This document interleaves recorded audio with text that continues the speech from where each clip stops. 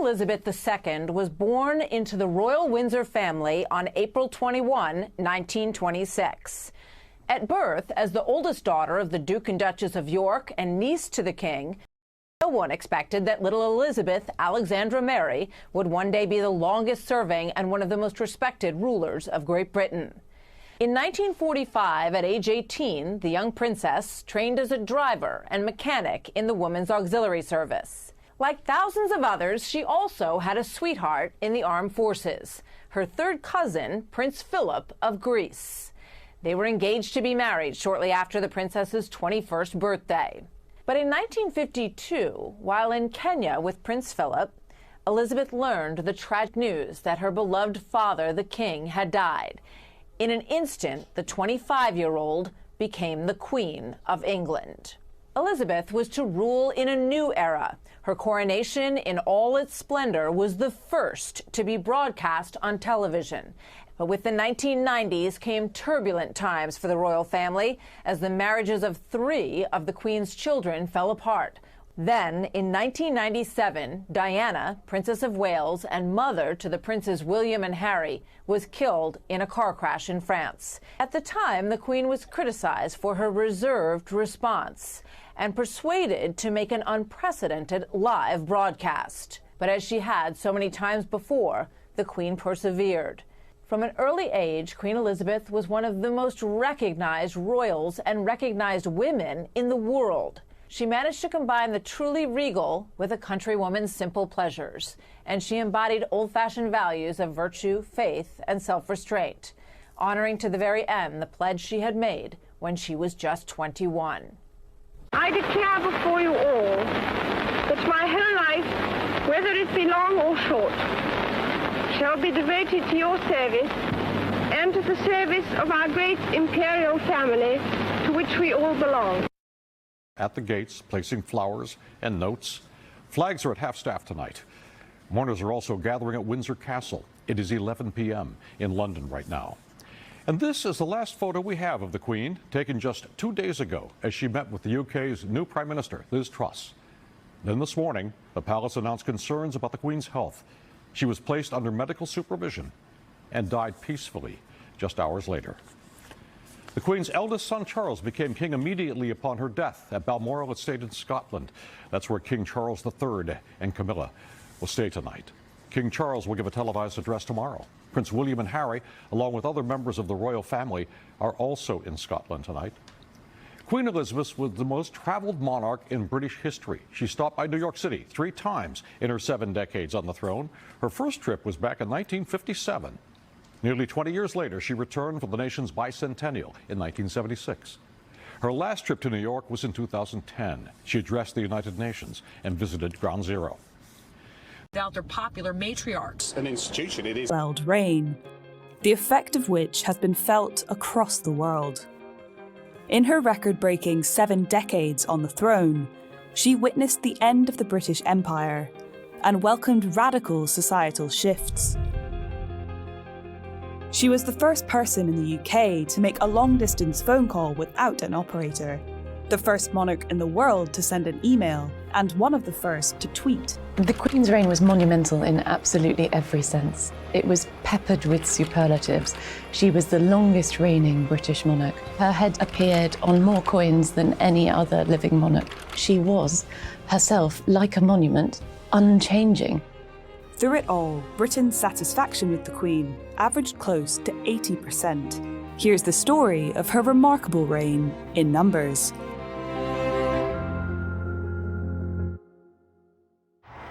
Through the gates of Buckingham Palace, Queen Elizabeth II's coronation was on June 2nd, 1953. carrying a beautiful and radiant girl to her coronation. She was only 27 when she formally devoted her life to the crown. By the end of that life, she had reigned over a Britain that was vastly transformed. For one thing, its population was a lot older. In 1953, only 11% of Britons were over 65. By 2020, that had risen to 19%. And the Queen was an oddity. She was a woman with a job. only 26% of British women were in the labour force in the 1950s.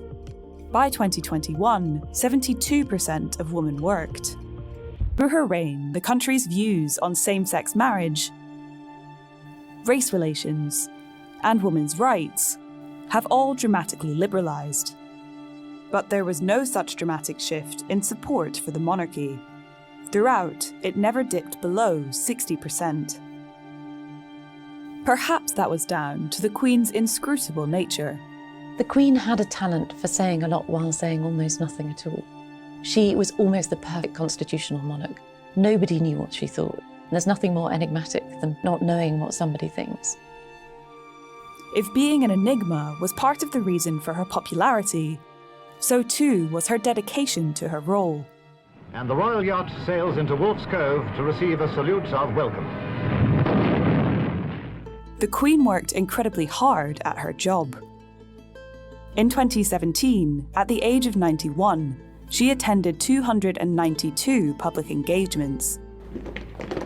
And when her husband of 73 years, the Duke of Edinburgh, died, she took only 4 days off. She also went through her red box, a case filled with government papers for her attention, daily throughout her 7-decade reign, taking time off for just Christmas Day and Easter. One of the things that her prime ministers have said is that it's very clear she has a very good grasp of what is going on. You don't impress with your knowledge of British state without working at it. And the Queen's role extended far beyond one small island. In 1953, she reigned over a dwindling British Empire. She was head of state for 55 overseas territories. By 2021, just 14 of these remained. Singapore means Lion City, so it's appropriate that lions and dragons should take part in the independence celebrations. Ending all our constitutional links with Britain was proclaimed and given the royal seal of approval. As the empire disappeared, the Commonwealth grew, a voluntary club of countries with the Queen at its head. By 2021, its 54 member states were home to 2.4 billion people across 5 continents. That the Commonwealth has remained strong, it feels like one of those diplomatic puzzles. It's kind of the ghost of the empire, and of all the things you would think that who would want to belong to it? And it was often felt that the thing that was really holding it together was her. In her reign, Elizabeth visited almost every Commonwealth country. In fact, travelling to her overseas territories was one of the first things she did as Queen. The 5-month tour takes the royal couple first to Africa, then to Ceylon, Australia and New Zealand. Between November 1953 and May 1954, she visited 14 in an epic tour around the world. Black Star Square, the enormous parade ground in the centre of Accra. 7 years later, she visited Ghana. The country was suffering deep political turmoil. The Queen and President Nkrumah first drove past the 5,000 troops. Days before she arrived, bombs were going off in the capital city of Accra. But she went anyway, to a roaring reception. Whatever else is blown into the limbo of history, the personal regard and affection which we in Ghana have for Your Majesty and for Your Royal Highness will remain. Even beyond the Commonwealth, she loved to explore the world. She was probably the most well-travelled monarch in history, visiting over 100 countries. She met 13 US presidents and 5 popes. But it wasn't just the many people the Queen met whom she made an impression on. The whole world knew who the Queen was.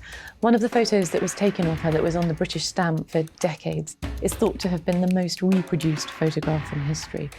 Her image had appeared on more coins than any other living monarch. For that alone, she was one of the most famous women in the world. She was portrayed in 100 films and TV shows, from the sublime to the ridiculous. Queen, ladies and gentlemen. And a Gallup poll listed her as one of the world's top 10 most admired women 52 times. That's more than Mother Teresa and Oprah Winfrey combined. Elizabeth II was one of the world's longest reigning monarchs, surpassed only by Louis XIV of France. The numbers behind Queen Elizabeth II's remarkable reign speak for themselves. But perhaps her most enduring legacy is the way in which she ruled. The Queen's stoic devotion to her rule was legendary. It's said that before her coronation, to get used to the immense weight of her crown resting upon her head, she used to practice by wearing it at breakfast. And in a way, she never took it off again.